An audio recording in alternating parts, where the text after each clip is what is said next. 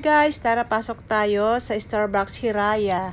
Dito sa may Tagaytay City guys. Tara, tignan natin kung ano yung sa loob. Pero ito yung yung pinakasikat daw na Starbucks dito sa Tagaytay. Oh. Ayan, ang ganda dito sa loob, bro. Diba guys?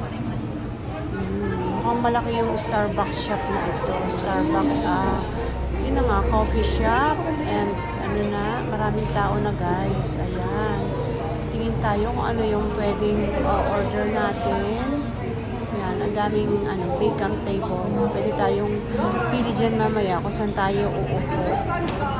Yan, tapos punta tayo doon sa mga display nila na, ayan o guys, so. Pili kayo kung anong masarap dyan. Mag-comment down kayo guys, alin yung masarap dito sa mga display nila. Ayan. O, ito kayo guys, so. Mukhang masarap. Diba? Anong pwede yung na cake dyan guys, so sarap na cake nila. Ito yung cake nila, limited edition lang para sa Hiraya shop lang yan guys. Yan yung menu.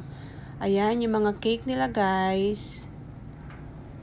O diba, ang sarap. Tapos kape sa umaga. O ito guys yung ating in-order. O ayan, kain ta. Ito yung pala guys, punta tayo sa may yan, kanilang dito sa likod, pa-background nila view, yan yung Taal Lake. O, diba? Ang ganda ng pa-view nila dito sa likod ng Hiraya, Starbucks Hiraya.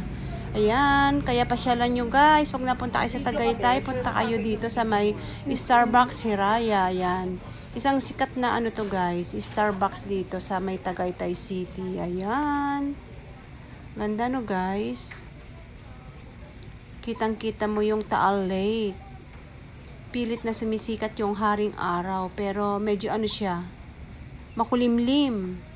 Tapos sa baba medyo foggy siya. Yan, ang sarap tignan yan. Thank you for watching.